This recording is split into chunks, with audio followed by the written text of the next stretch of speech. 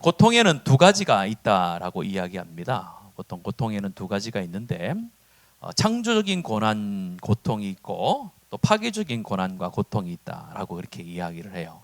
우리가 말 정의에서도 알 수 있듯이 이 창조적인 고난과 고통이라는 것은 무엇이겠습니까? 그 고통을 통해서 내 삶의 성장과 성숙이 있는 그런 고난과 고통을 가리켜서 창조적인 고난과 고통이다라는 표현을 쓰는 거고, 또 파괴적인 고난이라는 것은 정반대라는 것이죠. 그 고난을 통해서 삶이 망가지는 그런 결과를 얻게 되어지는 고난과 고통을 우리는 파괴적인 고난이다라고 이렇게 정의를 내려볼 수가 있습니다. 우리가 인생을 살아가는데 하나님께서 우리의 인생을 주관하시면서 고난과 고통이라는 것을 주시는데, 믿는 우리는 다가오는 이 고난을 창조적인 고난으로 받아들여야 되고 또 창조적인 고난이 되어야 됩니다. 그렇지 않고 우리 가운데 있는 수많은 어려움들, 고난이 올 때마다 그것이 자신의 삶을 파괴하는 그 파괴적인 고난과 고통이 되어지면은 인생에 있어서 하나님의 도우심이 없는 것처럼 살아가는 그런, 어떻게 보면 불행한 삶을 살 수밖에 없다라는 것입니다. 오늘 젊은이들이 제일 가기 싫어하는 곳이 있습니다. 어디입니까? 역시 다르네요. 시집장가래요. 시집장가도 가기 싫어하지만 남자들은 뭘 가기 싫어합니까? 군대를 가기 싫어하죠. 왜 군대를 가기 싫어하죠? 그렇죠. 군대라는 생각 자체가 파괴적인 고통의 시간이라고 이미 각인되어 있기 때문에 그렇습니다. 그런데 실제로 군대에 가보면은 군대에서 창조적인 그런 고난과 고통들이 굉장히 많아요. 그것을 거쳐야만 성장이 되고 성숙되어지는 과정들이 굉장히 많거든요. 그래서 군대에 입대하는 친구들을 향해서 그 기간은 이제는 2년도 안 되지만 짧은 기간이지만은 그 기간을 통해서 너희 삶 가운데 어려움이 있고 힘든 상황이 펼쳐지지만 그것은 너희 삶을 성장시키고 성숙시키는 고난과 고통의 시간이 될 것이다 라고 이렇게 조언을 해줘야 돼요. 그리고 아까 말씀을 드렸듯이 많은 젊은이들이 장가도 가기 싫어하고 시집도 가기 싫어합니다. 단순히 결혼을 하기 싫어한다는 거예요. 왜 결혼을 하기 싫어하는 줄 여러분들 아십니까? 네, 왜 싫어하냐면요, 부모님으로부터, 특별히 어머니로부터 이 결혼 생활의 어려움에 대한 얘기를 많이 들었어요. 그래서 선입관이 있는 거예요. 파괴적인 그 여자로서의 시간이 결혼으로부터 시작된다라는 일반적인 개념들을 우리 젊은 아이들이 많이 가지고 있습니다. 아마 우리 자녀들을 키우신 분들도 아마 그런 생각을 가지고 있을 거예요. 20대 초반, 20대 중반이 되면은 결혼을 해야 되지 않냐라는 이야기를 들으면 다 뭐라고 합니까? 결혼하면 고생이다? 빨리 하지 말라, 이렇게 얘기를 하는 거예요. 그런 아이들이 계속 듣다 보면은 그 시간 자체가 행복한 결혼 생활에 대한 이미지가 아니라 그 시간은 고통으로 여겨지는데, 여러분들 우리가 살아봐서 알지만은 결혼을 해서 어려움들이 많아요. 혼자 살면 훨씬 더 편한 일들이 많단 말이에요. 그러나 결혼을 통해서 고난의 시간, 어려움의 시간을 보내지만은 그걸 통해서 얻는 인생의 성장과 성숙이 있잖아요. 자녀를 낳아서 키우라고 했을 때 자녀를 낳지 않는데요. 왜냐하면 자녀를 키우는 것이 이미 파괴적인 고난의 시간으로 여겨지고 있단 말이에요. 그러나 자녀를 낳아서 키워보면 어떻습니까? 자녀가 있지 않을 때 얻게 되어지는 부모로서의 성장과 성숙과 기쁨이 있잖아요. 우리는 믿는 자로서 항상 우리 가운데 어려움이 있을 수밖에 없다는 거예요. 인생이라는 것이 그런데 그 인생의 시간들을 어떤 시선과 어떤 마음으로 받아들이는 게 굉장히 중요합니다. 그래서 창조적인 고난의 시간, 고통의 시간으로 내 삶의 어려움들을 받아들이는 인생이 하나님의 살아계심과 하나님의 인도하심을 인정하는 사람이다라는 증거가 되는 거예요. 오늘 읽었던 이 본문의 말씀 가운데도 똑같은 내용이 나와요. 이스라엘 백성들이 지금 고난의 시간을 겪고 있다라는 것을 오늘 말씀이 보여주고 있는데, 오늘 말씀에 보면은 뭐라고 기록되어 있냐면요, 하나님의 언약궤가 지금 기랏 여아림에 있는 아미다답의 집에 들어가서 20년 동안 그곳에서 있었다라고 이야기합니다. 그런데 단순히 여기서 20년 동안 있었다라는 것은 기간을 의미한다라기보다는 지금 우리가 앞에서 4장부터 시작해서 4장, 5장, 6장까지 오면서 어떤 일이 벌어졌습니까? 블레셋과의 전쟁에서 완전히 패하잖아요. 두 번 완전히 패하잖아요.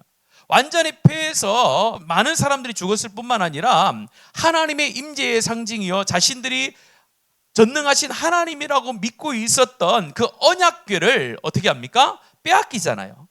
빼앗김을 통해서 언약궤가 없는 상태로 그들이 7개월의 생활을 하게 돼요. 근데 그 7개월의 생활 동안에 하나님께서는 이스라엘 백성들 가운데는 영광을 나타내지 않았지만은 어디 가서 영광을 나타내셨어요? 블레셋 땅에 가서 하나님의 영광을 나타내셨단 말이에요. 그러는 가운데 이스라엘 백성들은 언약궤를 찾을 생각을 전혀 안 하는 거예요. 전혀 안 해요. 그래서 하나님께서 자신의 영광을 찾고자 어떻게 합니까? 그것에서 하나님의 역사를 보여주시고 영광을 찾아서 베세메스로 언약궤가 옮겨지고 그것에서 또 사건이 일어나잖아요. 일어났을 때에 많은 사람들이 우리가 잘못했다라고 인정을 해야 되는데 빨리 가지고 가라는 거예요. 빨리 가지고 가라고 해서 지금 어디로 가지고 왔습니까? 기란 여아림에 있는 아비나답의 집에 가지고 왔다라고 그렇게 기억해요. 근데 그 집이 어디에 있다라고 오늘 성경이 말합니까? 1절에 보면은 산에 사는 아비나답의 집에 들여놓고, 여기 산에 산다라는 것은 자기 오지에다가 올려놨던 것이 아니라 그 당시에는 산이라는 것을 언덕을 이야기하거든요. 보통 어느 정도 유지가 되어지는 사람들이 언덕 위에 살아요. 여러분들 우리나라뿐만 아니라 외국에 가서 좀 고지대에 사는 나라들은 어떻습니까? 날씨가 뜨거운 나라잖아요. 그래서 가보면 평지는 안 살아요. 사람들이 전부 산 중턱에다가 전부 집을 짓고 살아요. 특별히 이스라엘 가면 깜짝 놀랍니다. 이스라엘 가면은 산을 쭉 올라가요. 쭉 올라가면은 거기에 마을이 엄청나게 많아요. 마을이라는 것이 요만큼 모여있는 마을이 아니라 도시가 형성이 되어 있는 곳이 굉장히 많아요. 그것처럼 오늘 아비나답의 집이라는 것은 어느 정도 지위가 있는 사람의 집이라는 거예요. 그곳에 머물러 있었는데 언약궤가 그 있는 시간이 20년이 흘렀다는 거예요. 자, 20년 동안에 이스라엘 백성들의 삶 속에서 누가 잊혀지고 있었습니까? 하나님이 잊혀지고 있는 상태였다는 거예요. 그런데 오늘 말씀해 보면은 2절 맨 마지막에 있는데요. 2절 같이 한번 읽겠습니다. 시작. 궤가 기란 여아림에 들어간 날부터 20년 동안 오래 있은지라 이스라엘 온 족속이 여호와를 사모하니라. 20년 동안 오래 있은지라 이스라엘 온 족속이 여호와를 사모하니라. 언약궤가 아비나답의 집에 20년 오랫도록 있었다라는 것은 20년 딱 채우고 옮겼다라는 말이 아니라 20년 되던 째 이런 표현을 가지고 있습니다. 우리가 잘 알듯이 언약궤가 나중에 누구를 통해서 예루살렘으로 갑니까? 다윗을 통해서 가잖아요. 그러니까 지금 사울 왕이 세워지기 전이에요. 이제 8장에 가면 이제 백성들이 왕을 요구하기 시작한단 말이에요. 그러면은 실제적으로 아비나답의 집에 20년 동안 있었던 것이 아니라 훨씬 더 오래 있었다는 것을 알 수 있어요. 보통 20년 있었고 사울 왕이 돼서 나라를 몇 년 다스립니까? 40년 단위로. 그럼 그것만 해도 60년이에요. 그 다음에 다윗이 왕이 되고 바로 모시고 온 것이 아니라 10년 정도 흘러서 언약궤를 예루살렘으로 가져온단 말이에요. 적어도 70년의 세월이 있었는데 그 중에 20년쯤 지났을 때의 사건이라는 것을 말해주는 거예요. 그때에 이스라엘 온 족속 여호와를 사모하니라 라고 했을 때에 여기에서 사모한다라는 것은 뭔가를 기대한다, 찾는다 이런 표현보다는 오늘 본문의 말씀은 울부짖는다, 신음한다, 애도한다라는 표현이에요. 이거를 원문 그대로 좀 살려서 이야기를 하면은 사모하는 마음으로 슬퍼하며 울었다 이렇게 된 거예요. 사모하는 마음으로 슬퍼하며 울었다는 거예요. 이스라엘 백성들이 20년 정도 언약궤가 지금 아비나답에 있을 때는 전혀 생각하고 있지 않다가 한 20년쯤 됐을 때 이스라엘 백성들 마음속에 어떤 마음이 드는 거예요? 우리가 섬기는 하나님의 모습을 보여주는 언약궤가 어디 있지? 이런 생각이 든 거예요. 그래서 언약궤를 기억하면서 그들이 슬퍼하면서 울었다라는 것을 말합니다. 그런 상황을 지금 누가 보고 있는 겁니까? 사무엘이 보고 있는 그 상황을 보고 있는 거예요. 그래서 오늘 말씀은요, 여러분 3장에 한번 보실래요? 3장 19절 말씀 한번 볼까요? 성경 있는 분들은 3장 19절의 말씀에 보면 이렇게 기록되어 있거든요. 사무엘이 자라매 여호와께서 그와 함께 계셔서 그의 말이 하나도 땅에 떨어지지 않게 하시니 단에서부터 보엘세바까지 온 이스라엘의 사무엘은 여호와의 선지자로 세우심을 입은 줄 알았더라. 요 말씀 이후에 첫 번째 이제 사무엘이 20년이 지난 후에 본격적으로 이스라엘의 지도자로 이제 등극을 해서 이스라엘 다스리는 첫 장면이 나오는 거예요. 20년 동안에 이스라엘 백성들을 잘 살펴봤더니 이스라엘 백성들이 하나님을 완전히 무시하고 살고 있었다가 20년쯤 됐을 때에 그들이 언약궤를 기억하면서 법궤를 기억하면서 그와 사모하면서 울부짖는 모습을 봤다는 거예요. 보고 나서 이렇게 말하는 거예요. 3절입니다. 3절 같이 한번 읽겠습니다. 시작. 사무엘이 이스라엘 온 족속에게 말하여 이르되 만일 너희가 전심으로 여호와께 돌아오려거든 이방 신들과 아스타롯을 너희 중에서 제거하고 너희 마음을 여호와께로 향하여 그만을 섬기라. 그리하면 너희를 블레셋 사람의 손에서 건져내시리라. 아멘. 사무엘이 이스라엘 백성들을 봤을 때 돌아올 마음이 이제 좀 있는 것처럼 보인 거예요. 그래서 말하기를 너희들이 전심으로 여호와께 돌아오려거든 너희들이 지금 여호와를 버리고 이방 신들과 아스타롯을 섬기고 있는데 그것을 버리고 오직 여호와만을 섬기라. 그리하면 어디로부터 건져내신다고요? 블레셋 사람의 손에서 건져내시리라. 좀 이상하지 않나요? 그러면은 여기에서 20년 동안에 전제된 게 있는 거예요. 지금 블레셋은 이전에 20년 전에 전쟁에서 이스라엘 백성들을 14,000명을 죽였어요. 그리고 완전한 승리를 얻었거든요.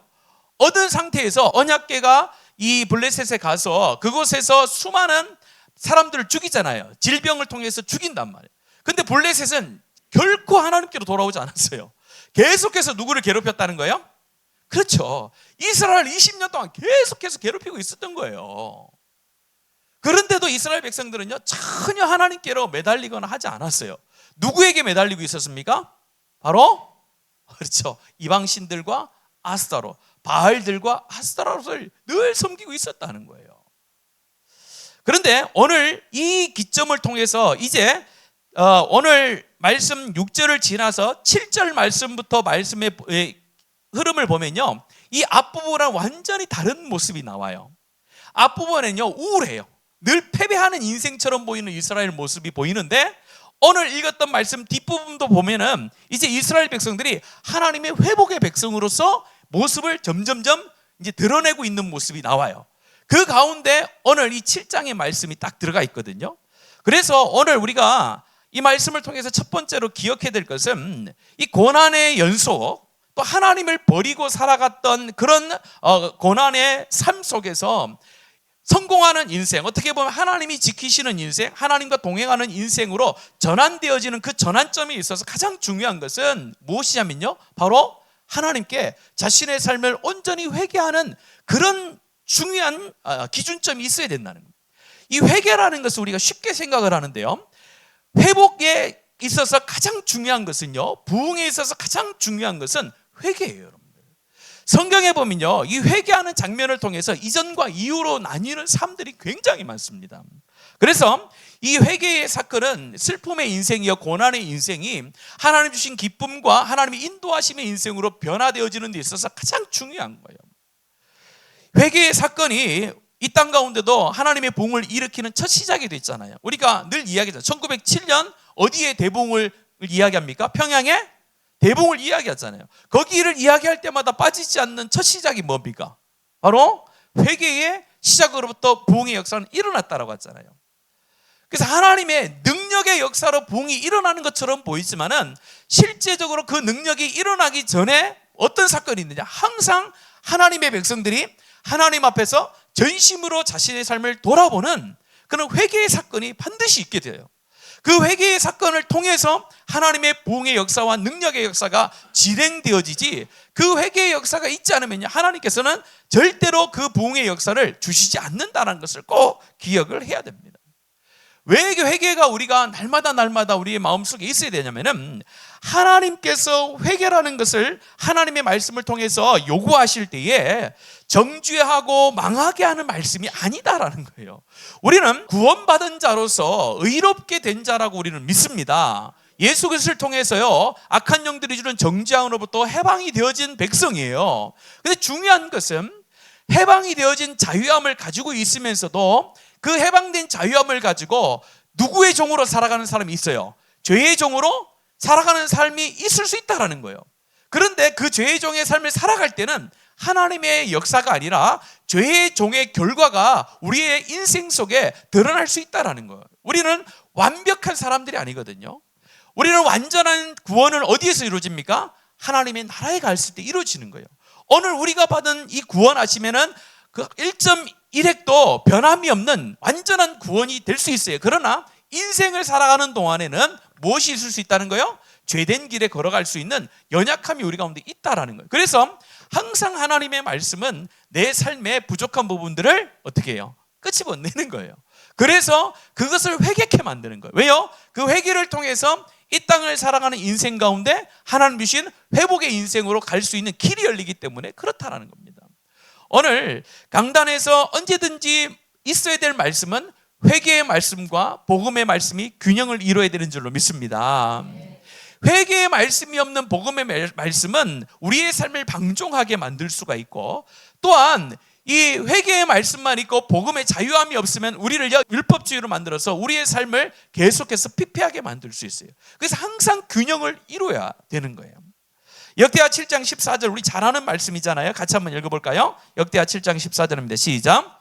내 이름으로 일컫는 내 백성이 그들의 악의 길에서 떠나 스스로 낮추고 기도하며 내 얼굴을 찾으면 내가 하늘에서 듣고 그들의 죄를 사하고 그들의 땅을 고칠지라. 아멘. 우리가 회개하면 떠오르는 사람 있어요. 누구냐면요, 다윗과 사울이에요. 하나님께서 다윗을 귀하게 여기시고 사울을 버리신 이유가 있어요.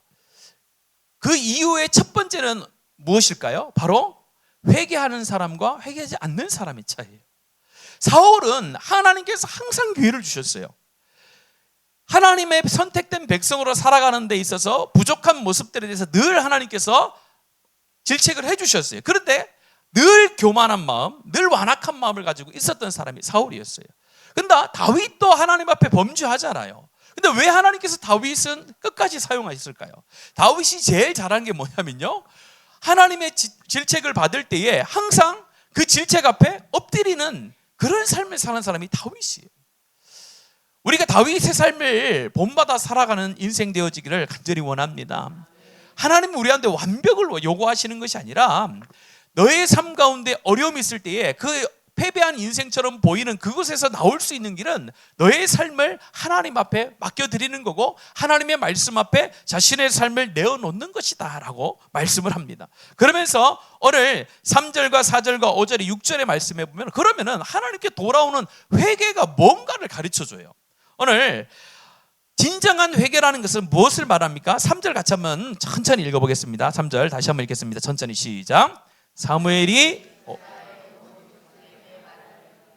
만일 너희가 전심으로 여호와께 돌아오는 첫 번째 뭐요? 이방 신들과 아스타롯을 너희 중에서 제거하고, 두 번째는 너희 마음을 여호와께로 향하여, 세 번째 그만을 섬기라. 아멘. 요 세 가지를 말하는 거예요.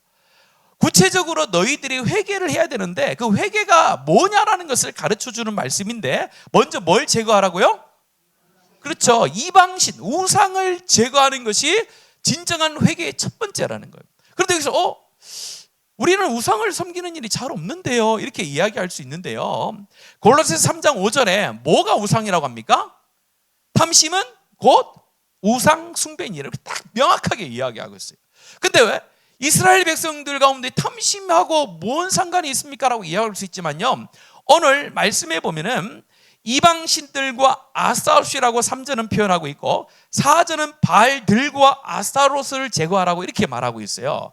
여기에서 이방신들, 바알신들, 그 다음에 아스타롯이라는 것은 철저히 이스라엘 백성들의 뭐로부터 나오는 신앙이었냐면요, 탐심으로부터 나온, 탐욕으로부터 나온 신앙이었어요. 왜냐하면 이스라엘 백성들이 가나안 땅에 들어갔을 때에 하나님께서 조심하라 조심하라는 게 뭡니까? 이방신을 다 제거하라고 했잖아요. 왜요? 이방신, 가나안의 신들은 뭘 주는 신이었어요? 풍요를 주는 신이었거든요. 풍요를 주는 신이었기 때문에 너희들이 가나안 땅에 들어가면 반드시 너희들도 농사를 짓게 되어질 텐데, 그때 이스라엘 백성들을 인도한 하나님을 섬기지 않고 가나안 땅에 섬기는 그 신을 너희들이 섬길 위험성이 너무 크다라는 거예요. 왜요? 인간의 마음속에 뭐가 있으니까요? 탐욕과 탐심이 있으니까요. 이스라엘 백성들이 지금까지 보세요. 언약궤가 20년 동안에 언약궤를 20년 동안에 이 기란 여름에 그냥 놔둔 것도 아니고 빼앗겼다가 자신들이 가지고 온 것도 아니잖아요. 하나님께서 그곳으로 본인이 직접 옮겨 가신 거예요. 그런데 20년의 세월 동안에 하나님을 한 번도 찾지 않은 거예요. 찾지 않고 누구만 찾았다는 거예요? 바알들과 아스타롯, 이방 신들만 섬기면서 계속 살았던 거예요. 뭐 때문에 그랬을까요? 탐욕 때문에 거예요. 자기의 삶에 풍요로움을 주는 신이 그 신인 줄 알았던 거예요. 그래서 그가 하나님 아버지 앞에서 탐욕스러운 삶을 살게 됐다는 거예요. 오늘 하나님 앞에서 우리의 우상을 제거하는 것이 굉장히 중요합니다. 우리가 마음속에 탐욕이 있다는 것은 하나님을 버리고 다른 것을 선택할 수 있다는 위험성이 너무나도 크다는 거예요. 그래서 하나님께서 있는 바를 뭐라고 여깁니까? 족한 줄로 여기를. 왜 그랬을까요? 우리의 삶에는 하나님의 인도하심에는 실수가 없다는 믿음이 있잖아요. 그럼 하나님께서 나의 형편과 나의 상황을 지금 여기까지 인도했다라는 믿음이 있다는 것은 거기에 만족해야 된다는 것을 전제하는 거예요. 그런데 하나님의 인도하심을 믿는다고 하는데 지금의 상황에서 내가 하나님의 인도하심을 거부하면요, 그 안으로부터 뭐가 나온 거예요? 불만과 시기와 불평과 나중에는 무엇이 나옵니까? 더 갖고 싶은 욕망과 탐욕이 그로부터 와요. 그래서 자족하는 마음이 있어야 탐심으로부터 자유할 수가 있는 거예요. 그래서 여러분들 지금 삶에 대하여 늘 감사하는 은혜가 있기를 바랍니다. 예, 감사하기 참 어려워요. 자족하기가 너무 어려워요. 정말 어렵습니다. 그래서 어떤 분이 설교하면서 이렇게 얘기하시더라고요. 신학자분인데 이 돈이라는 것은요, 명예라는 것은요, 우리의 이 반발자국 앞에 있대요. 반발자국 앞에. 그래가지고 조금만 내가 욕심을 내면은 충분히 잡을 수 있을 것처럼 보이대요. 근데요, 항상 반발자국 앞에 있대요. 그래서 우리가 아무리 탐심을 가지고 욕심을 가지고 열심히 살아도 잡지 못한다더라고요. 악한 영이 그렇게 우리를 요구하는, 아예 우리가 욕심 부리는 것이 저기 멀리 있으면요, 아예 그 탐심을 갖지 않는데요. 근데 조금만 내가 포기하면, 조금만 하나님으로부터 떠나서 이걸 잡으면은 충분히 잡을 수 있는 거리에 있대요.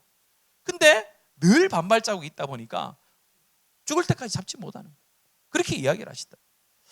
우리의 탐심이 하나님을 벗어나는 우상이 되어지지 않기를 간절히 원합니다. 우리는 탐심이 아니라 하나님을 향한 열정이 풍성한 그런 하나님의 백성들 되기를 간절히 소원합니다. 두 번째는 뭐라고 합니까? 우상을 제거하고 마음을 여호와께로 향해야 된다라고. 그래서 마음을 여호와께로 향해야 한다는 것은 여호와께로 방향을 고정시켜 놔라라는 거예요. 그러니까 우리의 시선을 누구에게 고정시키라는 겁니까? 그렇죠. 하나님께만 내 시선을 고정시키라는 거예요. 내 마음의 시선을 오직 하나님께만 집중하고 있어야 그것이 진정한 회개라는 것을 가르쳐 줍니다.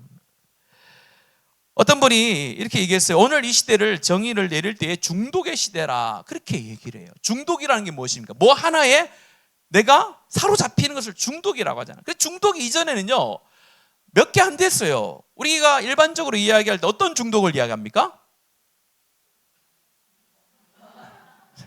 술, 알코올 중독, 그 다음에요, 예?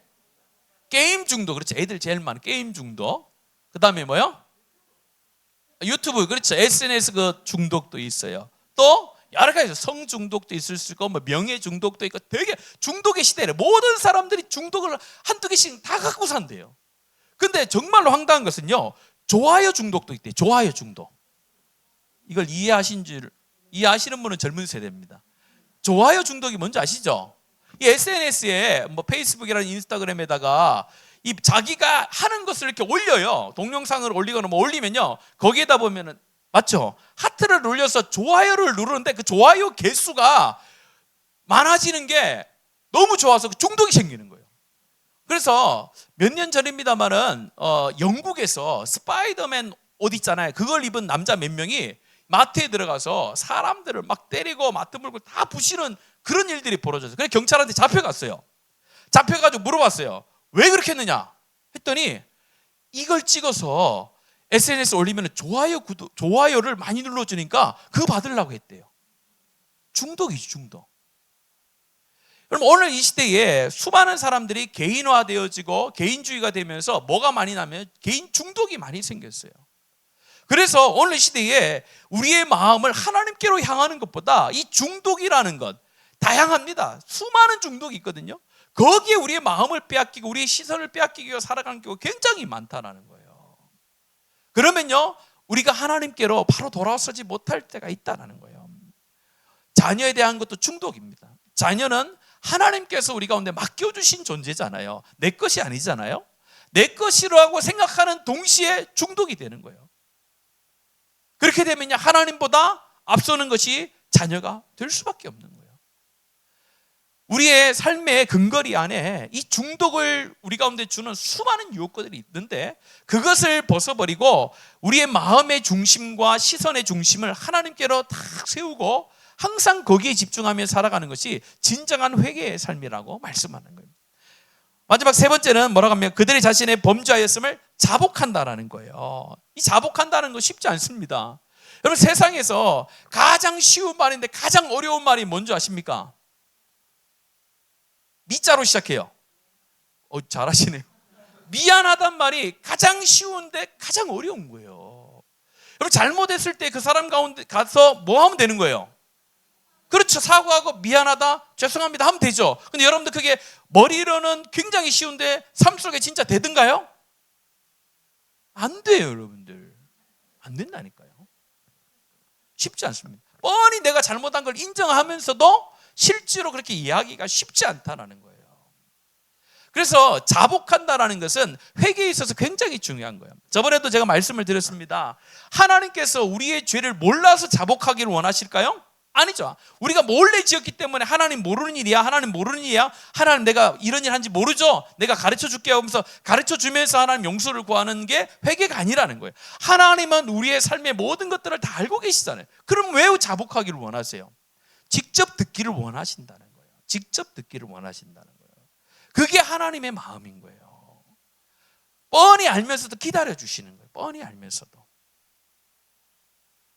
악한 영은요, 계속해서 하나님 앞에 우리의 죄를 자복하지 못하게 하고 미쁘신 하나님으로부터 죄 사함을 받았다는 확신을 받지 못하게 우리를 자꾸 유혹할 때가 굉장히 많아요. 이것에 대해서 한 예화가 있는데 이거예요. 어떤 집안에 누나가 있고 남동생이 있었어요. 누나와 남동생이 있는데 그 집에서 아버지가 굉장히 아끼는 도자기가 하나 있었어요. 근데 그 도자기를 아들이 놀면서 깼어요. 아무도 안 봤어요. 아무도 없었어요. 그래서 도자기를 쫙 모아가지고 땅속에다가 쫙 묻어놨어요. 그럼 모른 척하고 쫙 있었단 말이에요. 그래서 아버지가 들어와서 물어보는 거예요. 야, 도자기 어디 갔어? 그러니까 아무도 모른다는 거예요. 아무도. 누나도 모른다고 자기도 모른다고 했어요. 근데 그날 밤에 누나가 딱 찾아오는 거예요. 찾아와가지고, 야, 내가 네 도자기 깨는 거 봤거든. 너 용돈 받으면 다 나한테 줘. 이런 거예요. 그러니까 그 동생이 어떻게 했어요? 떨리는 마음으로 용돈 받을 때마다 누나한테 다 준 거예요. 하다가 도저히 못 살겠는 거예요. 못 살겠는 거예요. 그래가지고 누구한테 갔겠어요? 아버지한테 간 거예요. 아버지한테 가지고, 아버지, 내가 저번에 도자기 그거 놀다가 깼어요. 죄송해요. 내가 저 깨가지고 묻어놨어요. 이렇게 했어요. 그러니까 아버지가 뭐라고 했겠어요? 이놈 새끼로 팍 때렸겠어요? 아니에요. 내가 네가 도자기 깨고 묻는 걸 나도 봤다. 이렇게 얘기하는 거예요. 여러분들, 악한 영은요, 누나예요. 누나. 딱 보고 있다가 하나님께 자복하지 못하고 죄에 얽매여서 살게 하는 존재가 있다라는 거예요. 그래서 하나님 앞에 자복하는 것이 그래서 중요한 거예요. 하나님 기다리시는 거예요. 자복하기를. 그래서 이스라엘 백성들이 자복했다라는 것은 단순히 그들이 잘못했으니까 하나님 앞에 자복했겠지, 그런 의미가 아니죠.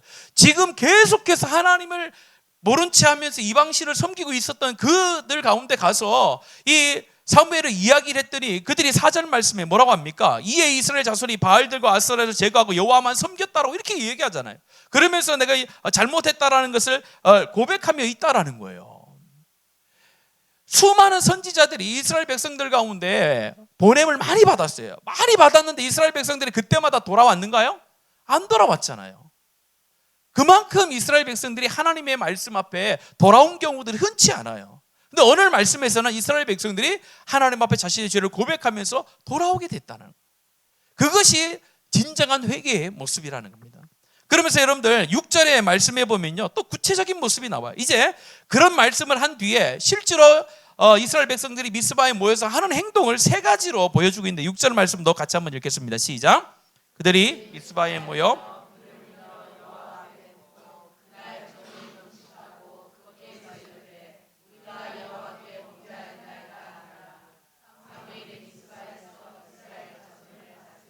아멘. 여기 보면 6절에도 보면은 실제로 이제 미스바에 모여가지고 앞에 있는 부분들은 사무엘이 이야기를 한 것이고 또 4절의 말씀은 그렇게 했다라고만 기록했지 행동이 안 나오잖아요. 근데 6절에 실제로 행동을 하게 되는 거예요. 6절에 보면 미스바에 모여 뭘 길어서요? 물을 길어 여호와 앞에 부었다라는 거예요. 이게 무슨 뜻일까 이게요? 물을 가져와서 여호와께 부었다라고 했는데 이 표현이 어디에 있냐면 예레미야 애가 2장 19절에 보면 이런 표현이 나와요. 예레미야 애가 2장 19절에 보면은 내 마음을 주의 얼굴 앞에 물 쏟듯 할지어다 라고 하면서 이 여호와 앞에 물을 쏟는다는 것은 내 자신의 모든 것을 하나님 앞에 다 쏟아내온다는 거예요. 내 마음에 있는 모든 것을 다 하나님 앞에 다 쏟아내는 것, 자복하며 하나님 앞에 엎드린다라는 표현으로 물을 하나님 앞에 쏟았다라는 표현을 쓰고 있는 거예요. 그 다음에 두 번째 뭘 했다고요? 금식하며 이렇게 돼 있잖아요. 금식과 굶식은 좀 달라요. 금식이라는 것은 뭐냐면요, 밥을 굶는 것을 금식이라고 하지 않습니다. 금식이라는 것은 내가 밥 먹는 것은 우리의 생존에 있어서 가장 중요한 거잖아요. 밥을 먹지 않으면서도 내가 여호와 하나님을 찾습니다라는 표현인 거예요. 간절함의 표현인 거예요. 밥을 나 오늘 아침 안 먹었어 나 금식했어라고 하면 안 되고, 아침을 안 먹고 그냥 가만히 있으면 안 되고, 아침을 안 먹고 내가 생존에 문제가 있을지라도 여호와 앞에 간절함으로 내가 구하고 찾겠다라는 표현이 금식의 의미거든요. 그래서 이스라엘 백성들이 그만큼 하나님 앞에 간절함으로 지금 나아가고 있다는 거예요. 그러면서 그들이 또한 하나님 앞에서 자복했다라고 실제로 고백하고 있지 않습니까? 이처럼 하나님 앞에서 진정한 회개라는 것은 말로만 하는 것이 아니라는 거예요. 실제적으로 우리의 삶 가운데 우상이라는 것을, 하나님 탐심이라는 것을 다 내려놓고 또한 하나님 앞에 마음을 오직 집중하고 다른 것에 시선을 두지 않고 우리의 전심을 하나님 앞에 두는 것이고, 나는 여호와만을 섬깁니다라고 하면서 실제로 여호와를 섬기는 그런 행동과 모습과 자복함이 있어야 된다는 것을 말씀하고 있습니다. 우리가 회개라고 할 때 단순히 하나님 앞에서 주일 나와서 회개는 후회할 때가 많아요. 후회일 수가 있어요. 회개가 아니라 후회일 때가 많다는 거예요. 과거의 삶에 대해서 후회하는 것은 진정한 회개가 아니에요. 진정한 회개라는 것은 후회를 넘어서서 삶의 변화와 삶의 행동의 모습이 드러나는 것을 진정한 회개라고 말씀을 하는 겁니다. 이런 회개가 우리 가운데 있음을 통해서 회복의 역사, 하나님께서 주시는 형통의 역사가 일어나는, 체험하는 저와 여러분 되기를 간절히 원합니다.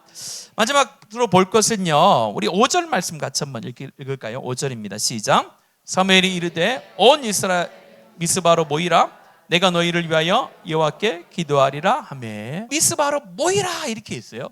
그런데 6절 처음 보면 그들이 미스바에 모였다 이렇게 돼 있어요.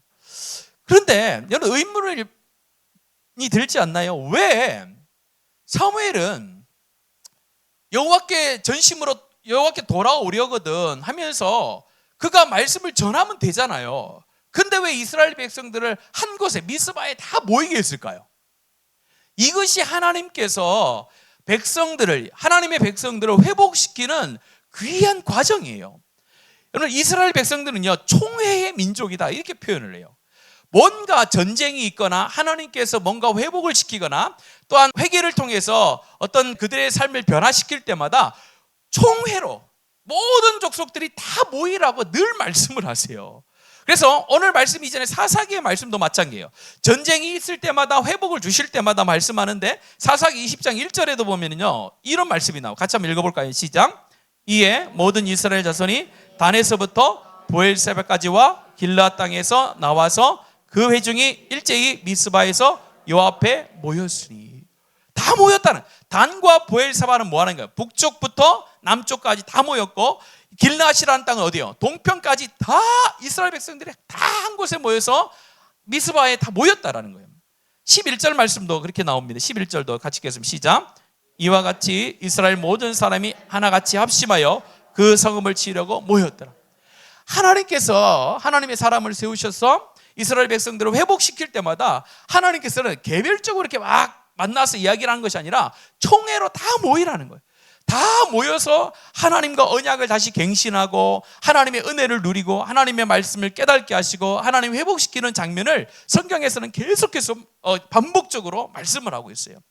이제 다음 주에 또 살펴보겠지만 그 뒤에부터 어떻게 됩니까? 이 미스바에 모였을 때 하나님의 놀라운 회복의 역사가 모였던 이스라엘 백성들 가운데 다 경험되어지는 놀라운 역사가 일어나게 됩니다. 이처럼 하나님께서는 한데 모이게 하셔서 항상 하나님을 기억하고 하나님께 돌아오라고 말씀을 하세요. 출애굽 23장 우리가 맥주감사절에 살펴봤는데 맥주감사절에도 뭐라고 했냐면요, 너는 매년 3번 내게 절기를 지킬지어다라고 하면서 무교절, 맥주절, 수장절 이렇게 해서 1년에 3번씩은요 모든 이스라엘 백성들 중에 한 사람도 제외됨이 없이 어디로 올라오라는 거예요? 다 예루살렘에 와서 너희들은 하나님의 말씀을 들으면서 내가 너희 가운데 뭘 원하는지 깨달아야 된다라고 이렇게 말씀을 하고 있어요. 왜 하나님께서는 각 개인별로 아니면 지파별로 찾아가서 이야기를 해도 되는데 회중으로 모이라고 했을까요? 그만한 의미가 있지 않겠습니까? 그냥 다니기 싫어서 그냥 그렇게 한 게 아니라 하나님 의도하심이 있어요. 여러분 사도행전 5장 12절 보면요, 성령이 충만한 자들의 모습이 나오는데 같이 한번 읽을게요. 5장 12절입니다. 시작. 사도들의 손을 통하여 민간에 표적과 기사가 많이 일어나매 믿는 사람이 다 마음을 같이하여 솔로몬 행각에 모이고. 이 사건이 어떤 사건입니까? 하나님의 성령의 놀라운 역사가 있은 다음에 사도들이 가는 곳곳마다 표적과 기사가 많이 일어나는 거예요. 자, 끝난 거예요 이제는. 근데 그것으로 끝난 것이 아니라 믿는 사람들이 다 마음을 같이하여 어디에 모였다고요? 솔로몬 행각에 한 곳에 모여서 그곳에서 바로 무엇이 시작됩니까? 그곳에서 하나님께서 원하시는 교회가 시작되는 거예요. 또한 말세가 되면요 이렇게 말하잖아요. 히브리서 10장 25절, 사도행전 5장 12절과 완전히 반대되는 말씀이에요. 같이 읽겠습니다. 시작. 모이기를 피하는 어떤 사람들의 습관과 같이 하지 말고 오직 권하여 그날이 가까움을 볼수록 더욱 그래요. 성령이 충만할 때는요 하나님의 기적과 표적과 역사가 일어날 때마다 한 곳, 마음을 같이하여 한 곳에 모이기를 힘썼는데 말세가 되어지면 뭐예요? 성령의 역사가 점점 사라지고 성령의 충만함이 사라지는 증거가 뭐냐면요, 뭐라고 했습니까? 모이기를 피하는 어떤 사람의 습관같이 모이기를 피하는 습관이 생겨버린다는 거예요. 이것이 하나님의 교회가 하나님의 성령에 충만한가 하나님의 성령이 충만하지 못하는가를 나누는 기준이 돼요. 우리가 잘 알듯이 우리 한국 교회 가운데 부흥의 역사가 일어났을 때는 새로운 사람이 교회에 오는 것으로도 부흥이 일어났지만 어떤 때 어떤 현상들이 일어났습니까? 믿는 사람들이 어디에 많이 모였어요? 교회에 엄청나게 모였죠. 이전에 어르신들 늘 얘기하죠. 옛날에 부흥회 하면 뭐 싸들고 갔다고요? 쌀하고 이불과 중요한 게 아니라 소뚜껑이 아니라 솥단지도 들고 갔대요. 밥을 해 먹으려고요. 가서 일주일씩. 근데 요즘에 그렇게 합니까? 안 하잖아요. 세련돼진 게 아니잖아요. 그게요. 세련돼진 게 아니라 우리 가운데 뭐가 점점 사라지는 거예요? 하나님의 성령의 충만함이 교회 가운데 시대 가운데 점점 흐려지고 있다라는 증거라고 제가 봤을 때는 여겨지는 거예요. 교회가 하나님께서 성령이 충만할 때에 마음을 같이하여 모이기를 힘쓰는 공동체가 되면은 성령의 역사와 표적과 기적과 하나님의 부흥의 역사가 일어나는 징조가 되는데, 반대로 모이기를 피하는 습관들이 점점점 생겨져 있는 그런 삶을 살아가는 교회는 어떻게 되는 거예요? 하나님의 역사와 기적과 표적과 성령의 충만함이 점점점 사라지는 교회가 될 수밖에 없다는 거예요. 그래서 저와 여러분은 어쨌든 하나님 중심으로 모이는데 힘쓰고 애쓰는 복된 성도와 교회가 되기를 간절히 원합니다. 항상 모여야 돼요. 모여야 하나님의 놀라운 역사의 증거들이 나타나기 시작하는 거예요. 집에서 기도하는 것도 중요하고 집에서 예배하는 것도 중요합니다. 각자의 삶의 처소에서 일상의 삶으로 하나님 앞에 삶을 살아내는 것도 굉장히 중요합니다. 그러나 흩어지는 영성은 무슨 영성으로부터 시작한다고요? 모이는 영성으로부터 시작해요. 모이는 영성이 없으면 흩어지는 영성은 가능한 게 아니에요. 그래서 항상 모이기를 힘쓰고 모여서 뭐합니까? 예수의 이름으로 모이는 게 중요해요. 예수의 이름이 다른 모임을 만나는 것이 아니라 예수의 이름으로, 예수의 이름을 중심으로 모이는 것이 하나님이 원하는 진정한 회복의 삶이라고 말씀하고 있습니다. 우리 성도들이 기도할 때에 우리 교회를 위해서 기도하고 여러분 자신을 위해서 기도하고 여러분 자녀를 위해서 기도할 때에 그렇게 기도하셨으면 좋겠어요. 하나님, 내 자녀들이 또한 우리 가정이, 우리 교회와 우리 부서들이, 우리 다음 세대들이 정말로 모이기를 힘쓰고 예수 중심으로, 예수 이름 중심으로, 예수 깃발을 중심으로 항상 모여서 하나님을 찾는 그런 세대와 그런 가정과 자녀들이 되었으면 좋겠습니다. 그럴 때에 하나님의 역사와 기적은 따라오는 거예요. 하나님의 역사와 기적을 바라서 모이는 것이 아니라 그렇게 모일 때에 그 모인 곳에 하나님의 역사가 나타나는 줄로 믿습니다. 그런 교회, 그런 교회를 사모하며 저와 여러분이 하나님 나라를 섬겨나가는 복된 자들 되기를 간절히 원합니다.